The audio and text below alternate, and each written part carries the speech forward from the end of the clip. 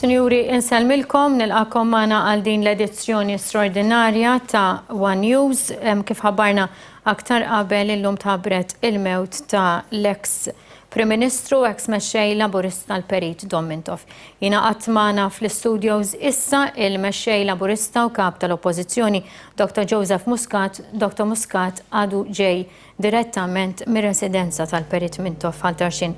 Dr. Muscat, nilqak magħna f'dan il-moment diffiċli, il-kommenti tiegħek. Jien naħseb illum il-koll inħossnuna orfni. Naħseb dik hija il-kelma li għandna nużaw. Konnilna nafu il-ġimgħat, xhur, forsi anke snin li saħħet il-Perit Mintov kienet qiegħda sejra lura. Kien darrina li kull darba li nieħdu qata illi qed jiġri xi ħaġa li saħħtu tmur lura, li jiddaħħal l-isptar, laqgħa waħda t-tobba jgħidulek ħareġ enerġija minn x'imkien u reġa' rnexxielu jerġa' lura minħalq il-mewt. U forsi konna qegħdin nittamaw kontra kull tama li din id-darba wkoll hekk qiegħed jiġri. Naħseb miet il-Perit Mintov kif xtaq li jmut f'daru, mdawwar bulidu fil-paċi. Miet mewta ta' paċi kbira.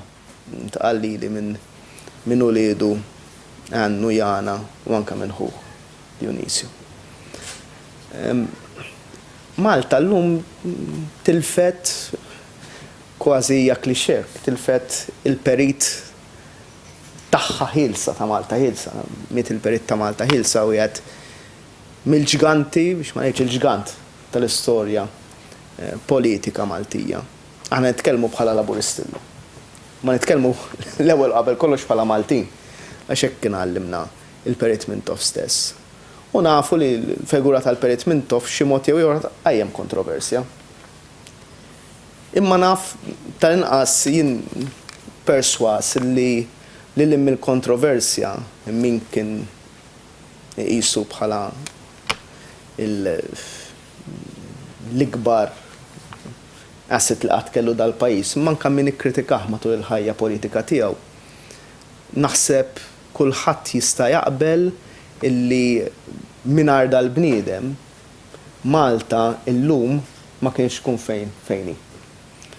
U kien fil-fema tiegħi u fil-fema naħseb ta' ħafna Maltin u għawċin ta' rida tajba, il-bniedem li against all odds kontra kull tbassir irnexxielu jpoġġi din naqra tablata fil-mappa tad-dinja. Fejn ma baqgħetx kolonja, ma baqgħetx forsi pajjiż li tħares leh, ma tħares leh, ma paris li ttieħed bis-serjetà mill-barranin. U il-Perit Mintov li naf jieni ma kellix ix-xorti li naf il-Perit Mintov l-iktar mill-lat politiku. Sirt nafu għall-ewwel darba wara tant tkun rajt u smajt dwaru. Intqajt miegħu għall-ewwel darba fl-1992, ġifieri pjuttost riċenti u x'qed ngħidu 20 sen ilu. U l-enerġija li toħroġ minn dan il-bniedem u l-viżjoni li toħroġ minn dan il-bniedem kienet xi ħaġa ta' barra minn hawn. Kelli x-xort li anke mbagħad bħala student għat-teżi tiegħi tad-dottorat kelli diskussjonijiet fit-tul miegħu. U l-insight, il-memorja li kellu għal ħafna żmien. U għaliex kien jagħmel l-affarijiet, kollox kellu għan. U l-imħabba tiegħu għal pajjiżu, għal ħaddiem, għal min joħloq ix-xogħol.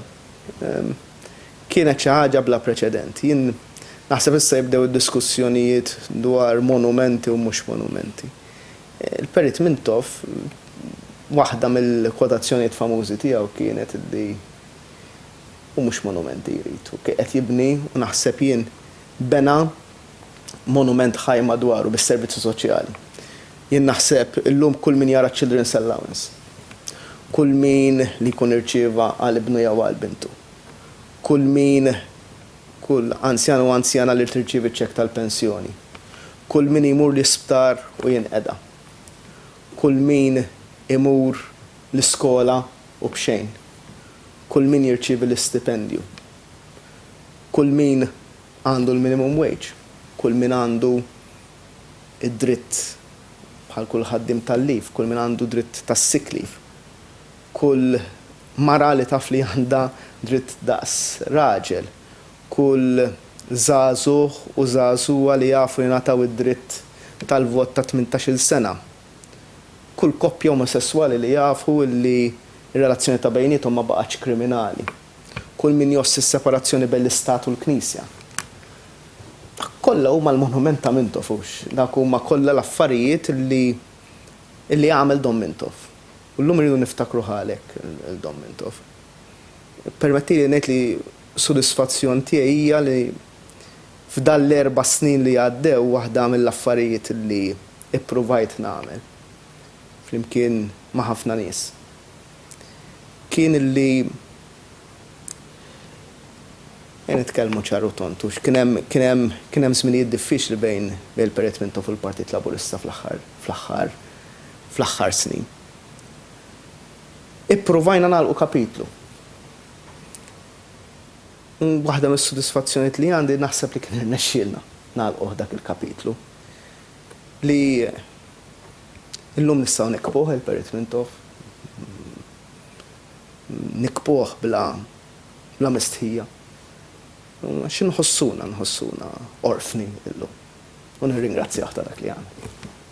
Grazzi ħafna, Dr. Muscat. Fil-fatt waħda mill-momenti li qed niftakar bħalissa huwa proprju meta inti stidintu biex jiġi fi ċentru Nazzjonali Laburista bla dubju dakinhar kienet waħda mill-momenti ta' ferħ kemm għalih kif ukoll għalik. Fraħna ħafna. U anke l dawk ta' madwarek li kienu preżenti dakinhar okkażjoni. Fraħna ħafna dakinhar. Dakinhar il-moħħ ta' Periet kien beda jaħdem ta' jiġifieri għalli hawnhekk din hawnhekk trid tagħmel hekk dil-biċċa ħajt. Qedlu Periet illum mhux ħanoqogħdu nagħmlu restructuring għandna tal-post. Dak kien il-mod tiegħu kif jesprimi lilu nnifsu anke meta kien biex juri l-apprezzament tiegħu fil-mod differenti fil-karattru tiegħu. U ħireġ kien kitib li nota, dik in-nota bqajt nozza u iktar u iktar nibqa' nozza.